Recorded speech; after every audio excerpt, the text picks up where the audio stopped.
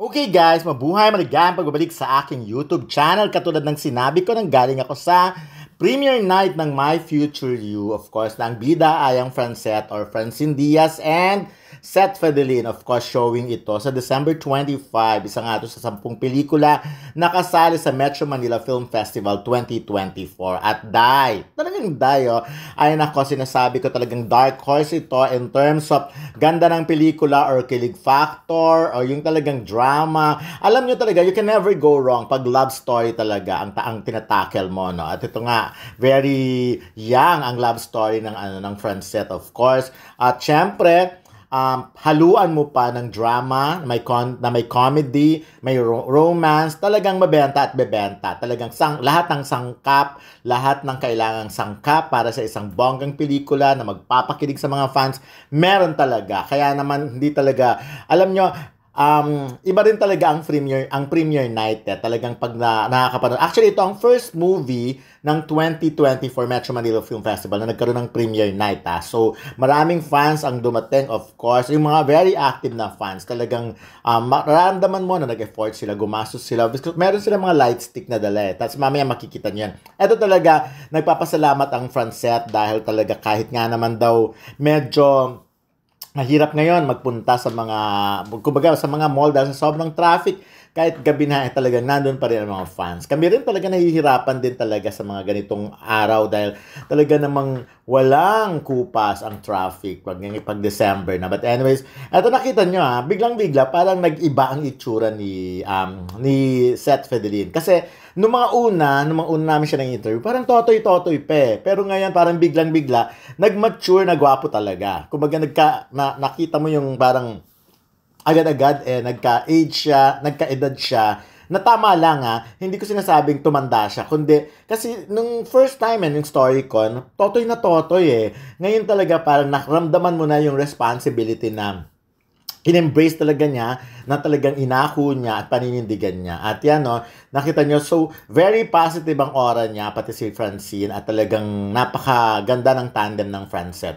Anyways, of course, hindi magpapakabog ang mga, si Direk Crisanto Aquino, ang director ng My Future You. Ang Regal Entertainment nga pala ang producer nito. Ako talaga, wish ko talaga kumita ito dahil talagang si Mother Lily, ito yung isa sa mga last movies na in-approve talaga niya, So, ayan si Christian Vasquez and si Almira Mura, si Vance Larena ay nandiyan. Magaganda ang mga role nila. Actually, yung cast hindi masyadong marami, pero talagang maaaliw ka at masusundan mo. Kailangan lang talaga panoorin mo mula sa simula at talagang tumutok ka. Kasi syempre, I'm sure na may idea na kayo kung anong tinatakbo ng storya nito. Isang 2009 at isang 2024, kumbaga 15 years apart. At doon nga, tignan natin kung paano magtatagpo ang kanilang malandas. So, sa simula, sa bandang dulo, makikita mo yung, mas nakakakilig kasi yung, actually sa simula, matatawa ka, mag-enjoy ka. Pero sa dulo talaga, yun na, maiiyak ka na. At the same time, kikiligin ka na. So, ayan ang mga fans, of course,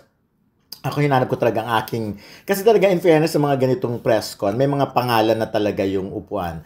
At hahanapin mo na lang. Of course, may nag-guide naman sa amin. Pero ako, I'm so happy for Francet kasi of course naging part ako talaga ng My Future You because from StoryCon to PressCon, at ngayon ang premiere night. And of course, sabi nga ni Rosel talagang sa tagal na rin ang pinagsamahan, sa tagal ng friendship talaga with them, hindi na talaga hindi siya, kahit wala na si Mother Lily, hindi talaga namin pwedeng pabayaan ng Regal. So, laging priority at priority. Priority talaga sila. Kahit may mga ibang lakad, sinasabi nga namin na uunahin at uunahin namin. Ito mga a few minutes before na mag-start ang premiere night. So, looking, of course, ayun si Jerry Olea. And finally, yun na, nakita ko ang aking pangalan. Nandito sa side na to. So, ayan. But anyways, hindi ko kasi pwede pang i-reveal or ikwento kung ano talaga kung anong mga kinakahinatnan. Pero anyways, ayun nga, ganyan ang ganap sa premiere night. Nakita may mga light sticks sila. Ang ganda-ganda niyan, lalo na nung pinatay na yung ilaw. Talaga makikita mo sila. Iba ganyan, iba naman yung cellphone. At nakakatuwa kahit sila Direk Lauren Jogi, sila Rosel Monteverde, meron talaga kasi pinakita talaga yung after that. Ito dapat hindi na ako aakyat, dito muna ako sa baba kasi parang mag-start na, but I decided na umakyat. Syempre, hindi ko makita ang friends. Ito na nga, nasa taas na ako, So, At ayun na, si Vance Larendi, si Chris, ang Francette, si Rosel Monteverde ay yung nasa likuran, Christian Vasquez and Almira, eto nakakatawa to At syempre, ang KD Lex, KD Estrada and Alexa Ilacad. So, very much nag-support talaga sila sa Francette. So, uso talaga ang friendship sa showbiz kasi kayo at kayo rin ang magsusuportahan. Malay mo naman sa susunod, ayan na yung sinasabi ko kanina, yung medyo na off na yung ilaw, nagtaas sila ng mga sa cellphone, tapos kinakaway-kaway nila. So, again, uso talaga ang suportahan kasi malay mo sa susunod ang KD Lex naman ang magkaroon ng launching movie at ang Francette naman ang magsusupport sa kanila. Ito, malakas. I have a feeling na talagang isa to sa mga bebentas, tatabo sa Taquilla. I have a feeling na dark horse talaga sila dahil very positive yung movie na ito, no. At kung in terms of ganda ng pelikula, hindi sila magpapahuli rin talaga. Sabi ko nga, ang My Future You, ang isa sa mga trailer na nagustuhan ko. Kasi yung iba kasi, to be honest, ang boring ng trailer nila. No? Trailer parang aantukin ka na. Ayoko nang i-mention kung ano-ano sila. No? Pero definitely, itong My Future You ay palaban. Of course, ang topak, in terms of trailer palang kakabahan ka na. Nakakaloko yan. Ganon din ang Espantajo and Uninvited. Matitindi rin talaga yon. But anyways, focus tayo sa My Future. Nagbibigyan din naman ng space, ang time, ang ibang mga pelikula na magbe-premiere night. So, anyways, ayan, ito si Christian Vasquez, man tawag sa akin na veteran as in, na kumbaga naniniwala naman ako kasi talagang kami naman talaga na yung may tuturing na veteran talaga. So sabi ko nga sa kanilang dalawa, ako halos magkakasabay tayo sa showbiz, no, lalo sa Almira nag-That's Entertainment pa, at ngayon ay nagpapakabagyat sila, may mga ilaw-ilaw na rin sila, sumusunod-sunod sila. Ang ganda ng role nila sa movie, kailangan panoorin nyo. So ang tanong, may kissing scene ba? So abangan nyo na lang, pero basta ang masasabi ko lang, base sa naging reaksyon ng mga fans, at mamaya sa interview ko kay Direk Crisanto, makikita nyo kung ano yung mga eksena dahil super kilig. And of course, dumating din si Jameson Blake.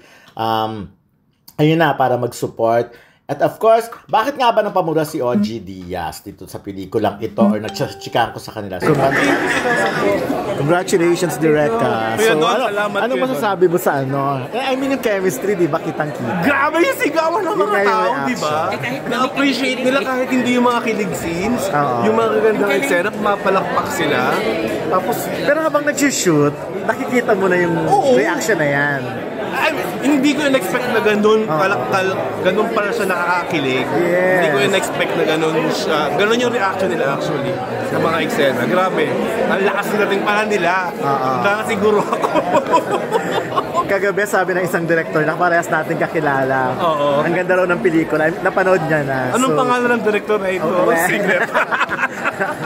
Thank you. Anong reaction mo doon? Sino bang para sa ating kilala. Hindi, sobrang nakakatawa ng puso na yung mga nakapanood na iba. Ng mga director na magandang araw yung ay, thank you sir. Salamat po. Salamat po. Ano po masasabi mo sa pelikula? Napakaganda ng putang inang pelikula. Gusto mo yun? Oo, okay lang. Naiyak ka ba? Naiyak ako sa ganda, sa husay ng mga bata. Yung chemistry ng dalawa, di ba? Galing yung tsaka yung boses nila. Parang sakto dun sa acting. May mga ganun hindi sakto.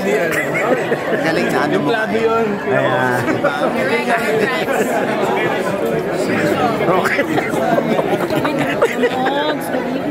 Okay.